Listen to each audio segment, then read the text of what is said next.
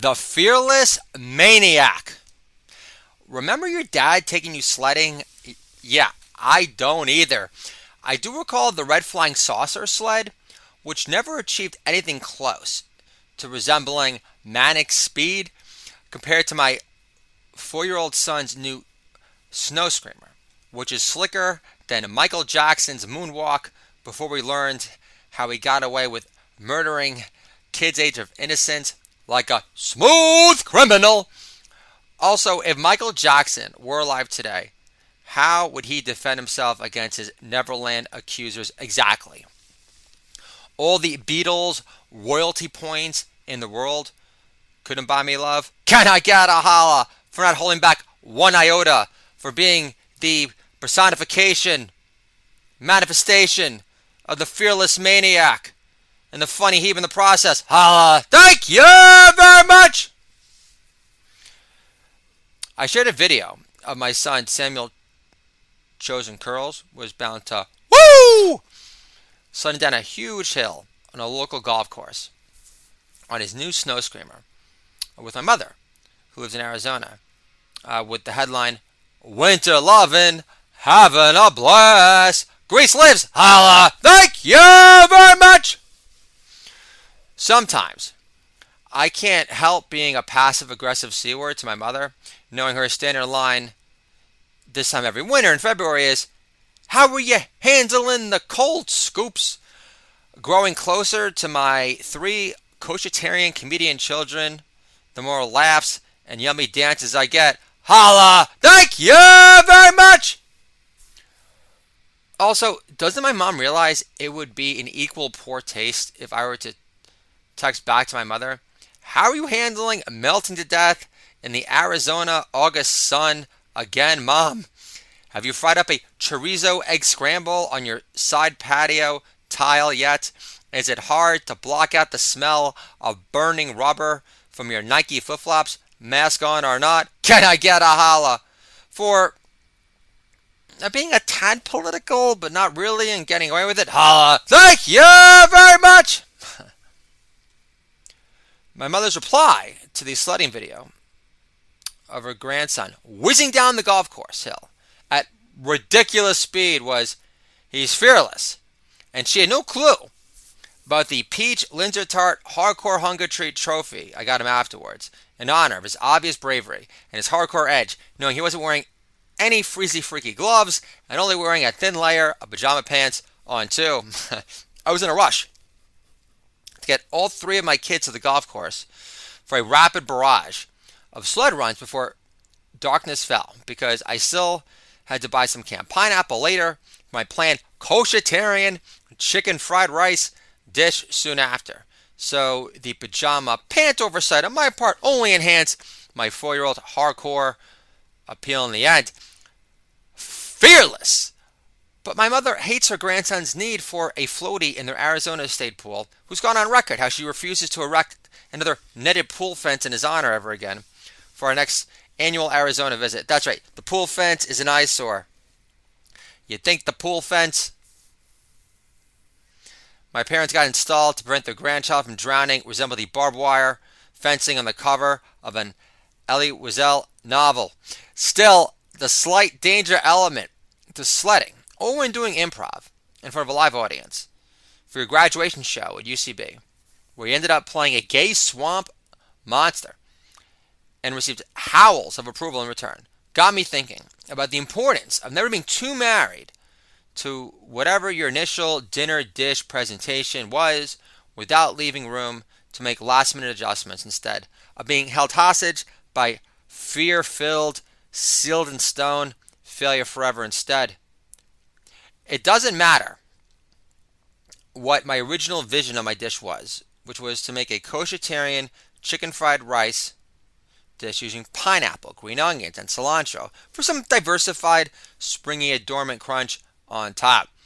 What matters was keeping myself loose enough on the cooking stage to make a last-minute adjustment if I were to ever reclaim my kids' respect as a star-powered do-it-all-die cook again. Whenever you've done stand-up comedy or improv, you become consumed with self-lacerating fury whenever you don't get laughs. Do-it-all moms also wear their dejection on his sleeve and become progressively pissed off at their kids if their dinner dish, made with love or not, is received with nothing but sneering disdain from their kids, especially if there was a grand vision and a significant semblance of preparation and organizing involved. Whenever my kids reluctantly slog through eating another obligatory bite from one of Mama's quickly thrown together Instant Pot dishes, where the stems on the cauliflower are thicker than Joe Theismann's ankle after Lawrence Taylor almost snapped his entire leg off back in the day, Mom will always attack her dinner table audience for not appreciating its nuance, eccentric wonderfulness, all of a sudden insisting our three coachitarian comedian children are a bunch of ungrateful, unsophisticated twats unworthy of such exotic, rounded goodness. But when my wife does this, she divorces herself from any form of self-correcting awareness along the way, which only sets herself up for increased repeated failure and further depreciation of her cooking skills brand again and again. Look, I used to be guilty of blaming the audience when they didn't laugh at my jokes either, but sucking to the core forced me to dig deeper and work harder and make it impossible for the audience to resist sucking off my new and improved polished up material next time around. Another valuable lesson I received from taking UCB 101 is to spend more time actively listening to your scene partner versus force feeding any predetermined shtick which never gelled because it didn't arise naturally from the scene being created, which is supposed to be a conversation rooted in your rapidly developing made up reality in the moment versus a wrong way, cringe-inducing monologue U-turn about your rage issues directed towards your mother who called your desire to write a screenplay back then as being too ambitious. I have applied these hard-earned lessons to how I innovate in the kitchen with my three kids, which explains why I generate more yummy dances galore than Mama does, because I don't blame my kids for being stupid hicks for not loving her brown shit-looking black bean soup, thereby allowing no room for any last-minute improvisational flourish to help win back my kids' approval and make the experience of creation less sucky for the previous audience next time around. In other words, you don't grow as a comedian or cook if you're constantly blaming the audience for their sucky reactions to your creations again. More importantly, if you care about killing in the kitchen too, don't become fixated with sticking with your dreamy, grandiose, surefire hit creation when it doesn't get the immediate, all-consuming, loving reaction you envisioned it to receive. You think God was overjoyed with TJ Miller's fake news stand-up special on HBO? No, so he got him fired from Silicon Alley, forced him to write some funnier jokes or act outs that didn't involve him egging himself on stage like a poor man's Carrot Top minus the six-pack of abs, residency in Vegas, and more hilarious hidden gems decorated bits up his sleeve.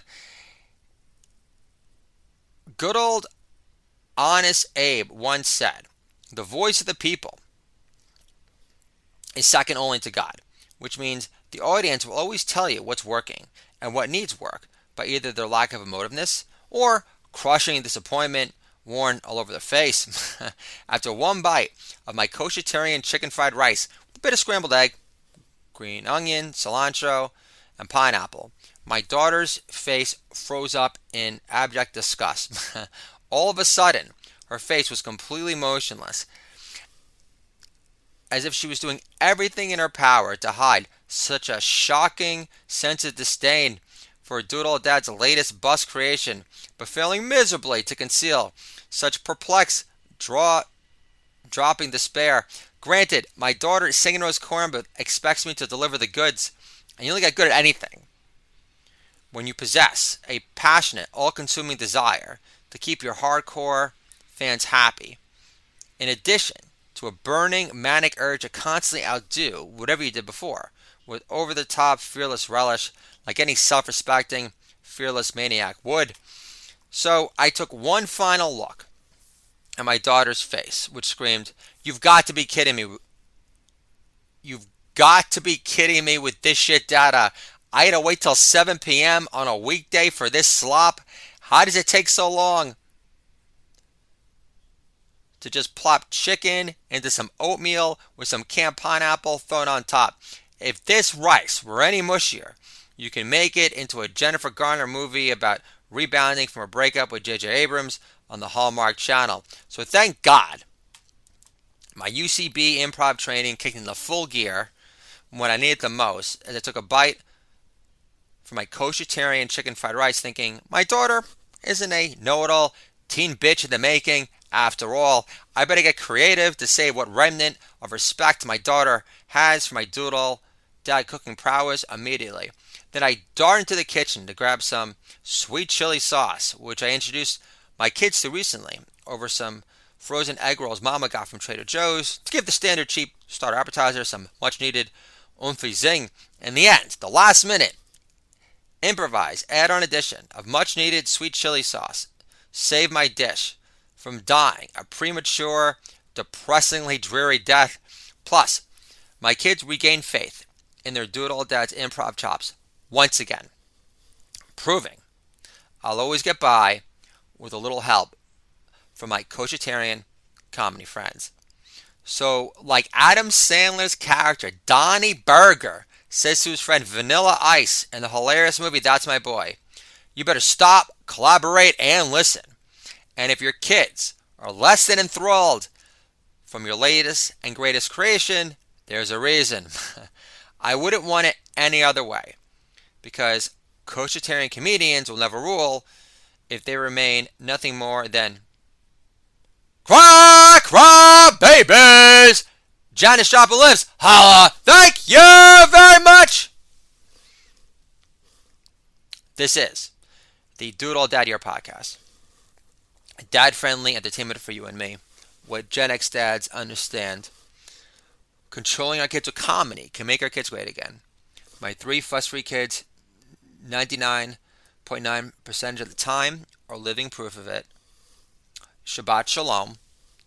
And I'll talk to you guys soon.